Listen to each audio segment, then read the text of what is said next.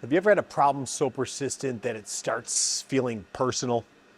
Because that's exactly where Alex from Legit Street Cars is with his ML55 transfer case. Now, if you've been following along, you'll remember that we helped Alex build this thing up in our last video. Lift kit, off-road wheels, proper skid plates, the whole deal. We even took it out to see if a luxury SUV could handle the trails, and well, it did, right up until the transfer case exploded. So Alex swapped in another stock unit, hoping it was just a fluke. Spoiler, it wasn't. That one died too, so at this point, we've officially confirmed that these factory transfer cases are about as sturdy as cardboard. But instead of throwing in another one and pretending it wouldn't happen again, we decided to do something actually worth watching: a Jeep NV241 swap. When in doubt, steal from a Jeep. Some people think you can only install what the factory designed it for, but with a little creativity and a lot of cutting, you can actually turn an Achilles heel into an unstoppable tank. Today, we're showing you how we made it happen. And hey, if you're new here, we do things a little differently. Like and subscribe, because you won't find another shop crazy enough to shove Jeep parts into a Mercedes and make it work.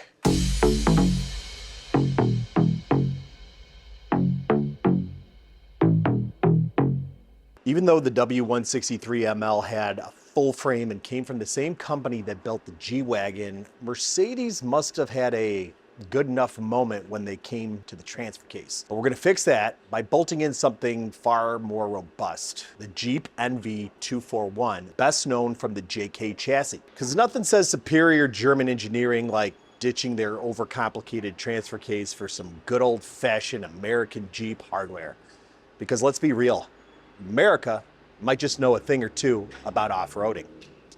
Not only is it tougher, but it also lets you manually select between two-wheel drive, four-wheel drive, and four-low. Because sometimes you just want to cruise in rear-wheel drive instead of dragging all four wheels around. Now let's go over everything you need and what it actually does without hopefully putting you guys to sleep. Unlike the stock Mercedes unit, which is fine for mall duty and launching in a straight line, but taps out the moment you ask it to do actual off-road work, the NV241 is a straightforward, lever-operated, you're-in-control transfer case. It's built to take a beating whether you're climbing rocks or just want a drivetrain that won't throw in the towel the second it sees dirt. Since the NV241 is manually operated, you need a way to tell it what to do, hence the shift linkage and shifter assembly. Think of it like giving your car a proper handshake instead of the limp, uncertain grip that a factory electronic button would be. Mercedes and Jeep weren't exactly planning on their parts playing nice together, at least not intentionally, but thanks to the Daimler-Chrysler era, there's just enough shared DNA to almost make the swap work. The catch? You'll need a custom adapter plate to bridge the gap. If you've got a fab shop like we do, it's just another day in the office. But if not, well, you better start making friends with someone who does. Swapping transfer cases means the original drive shaft lengths don't match up anymore. You'll need to either modify the existing shafts or get custom length replacements. Otherwise, you're looking at a serious game of connect the dots with missing pieces. The NV241 isn't exactly a drop-in replacement, so the transmission crossmember and mounts need tweaking to hold everything securely. It's like swapping an LS into a Miata. You can make it fit, but there's some custom work involved. Now, because the NV241 has different internal gearing, I'm pretty sure the speedometer is going to straight up lie to you after the swap. The fix would probably be some sort of calibration, but we haven't exactly figured out which way to do it yet. Our job was handling the heavy fab work. We might just let Alex deal with that part, but worst case, he has to embrace the mystery of Schrodinger's speedometer, where he's either breaking the sound barrier or getting honked at for doing 20 and a 50. Huge shout out to Scott Henry and the Modified W163 Facebook group for documenting this whole swap. Even professionals like us end up deep in random Facebook threads because while we would have figured it out, this saved us a ton of time. And that means it'll save you a ton of time and money too. Everything fits surprisingly well with an approachable amount of modification, something most DIYers or even your average shop could tackle without too much custom oversight. All right, so we showed some carnage in the last video where basically the transfer case and the ML came apart. And what we actually didn't catch, aside from that carnage, was when this gear set came apart and blew this planetary gear set out of the transfer case, you can see all this damage, everything done here, leaving just chunks of metal completely blown to pieces. But what we didn't notice was that the case itself had actually got some damage on it as well. Look at this massive crack here. So it came apart with some pretty hefty force that basically cracked it almost all the way through and all the way around. Maybe that could have been a much bigger problem had that thing let go while it was moving and spinning. Could have done some serious damage to the underside of the car. Luckily, more or less happened in place, and that kept it localized inside of the transfer case. But now I'm going to go through the parts that are going to be able to take this old Mercedes transfer case and upgrade it with the new Jeep NV241 transfer case used in a whole lot of Wranglers. And I'll show you the parts that we're going to need to do that. First of all, here we've got the NV241, which has some pretty good renown for being a pretty hefty transfer case. And in order to control all that, which the ML does not have, because the ML more or less had full-time all-wheel drive, is we have this shifter cable and shifter out of that very Jeep, 2013 to, I want to say 17, 18, somewhere in that area. I'm not 100% sure, but you need this to control it, which is also going to give Alex the option of having part-time two-wheel drive as well when he wants to switch it. So selectable, definitely pretty cool. We just got to figure out some way to mount that thing up. We have the adapter here. This is going to allow the spacing for the transfer case output shaft here to actually meet up to where it needs to go, where it needs to mount up to. We also have this bell adapter that mounts this to the back of the transmission. That makes the conversion, but you're going to need a plate as well to get that there. And lastly, the yoke adapter. This is going to elongate the other drive shaft in order to have everything fit up closely. Now, I believe the drive shaft has to be 3 inches shorter, so Alex is going to have two choices. Either we get this V8 drive shaft cut, shrunken down, or we use a V6 drive shaft. Both of those are options, but the idea right now is get all this stuff together, see what else we might need, and figure out what we have to do after that point. So I'm going to go ahead and have Tim here start on the installation and us just trying to figure out what else we're going to need on top of what we already have planned. All right, so the front drive shaft was a bit too long for this conversion for the transfer case. What I've got Tim working on here is we have a ML350 drive shaft. Yeah.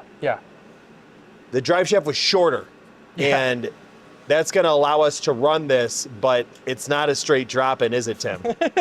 So what do you, explain what you're doing here to try to get this piece swapped over to where we need it.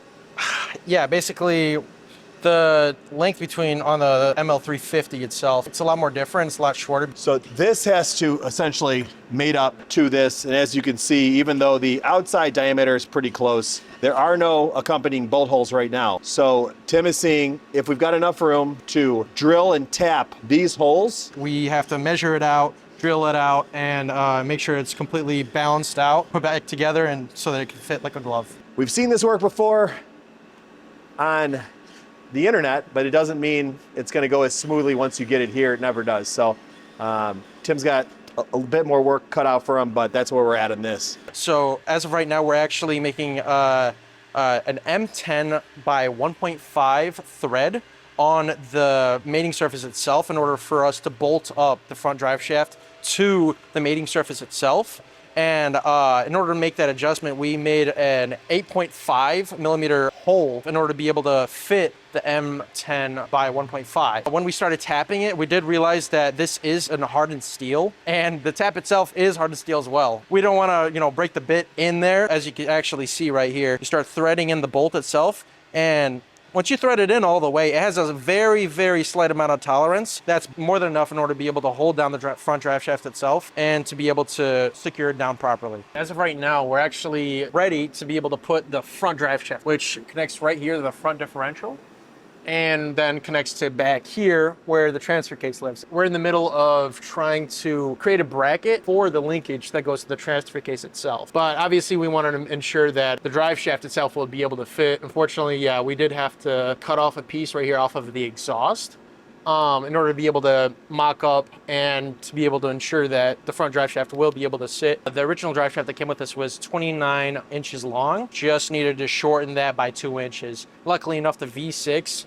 drivetrain actually has 27-inch front drive shaft. These Jeep transfer cases, they don't they don't have an automatic motor, don't connect to any of the modules on the ML55 AMG. So we have to get a Jeep JK transfer case linkage and actually find a way to be able to route that through the floorboard and be able to put it inside the cabin. Some things to think about. The swap is nearly complete, and we're going through the gears trying to see if we have proper actuation of the transmission, proper actuation of the transfer case.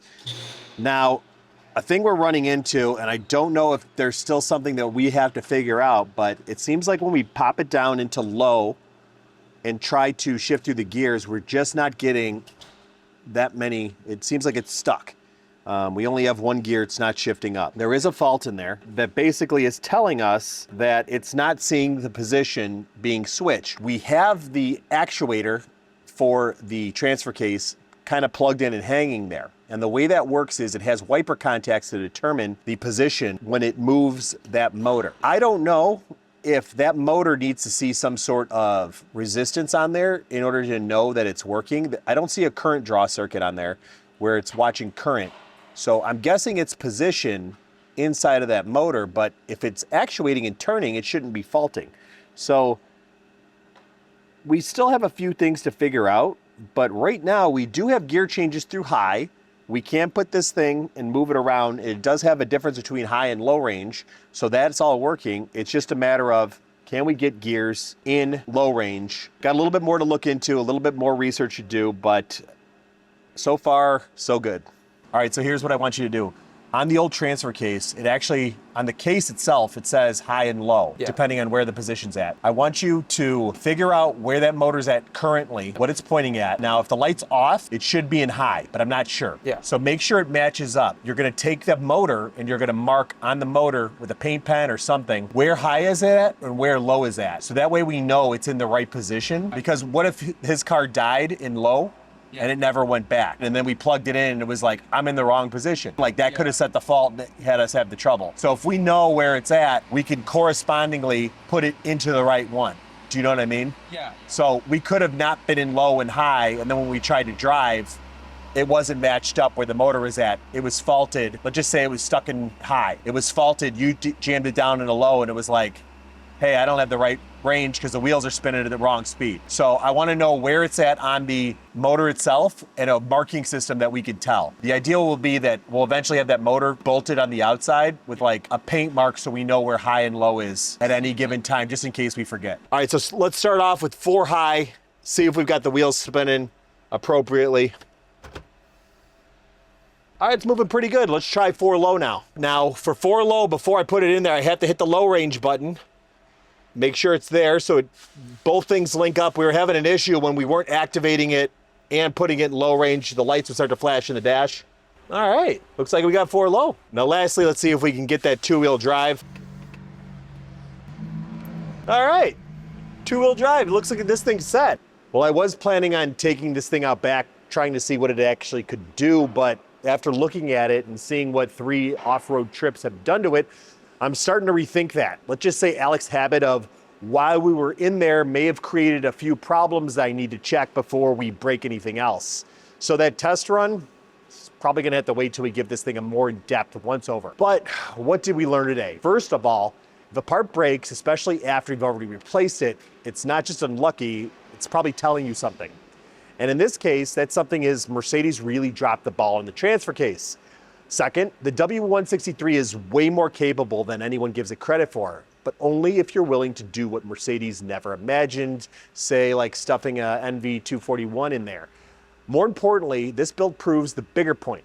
You don't have to settle for what's supposed to work. The best mods aren't always bolt-on or budget-friendly. They're the ones that actually solve problems, even if you have to fabricate your way in there. Now, whether you're here because you love the ML or you're eyeing your own crazy swap, maybe you just enjoy watching us commit felony level fabrication. Remember this, if the factory didn't get it right, fix it yourself. So what's the wildest, this shouldn't have never worked mod that you guys have pulled off? Drop in the comments. I want to hear from other lunatics out there. Stay reckless, stay curious, and we'll catch you next time.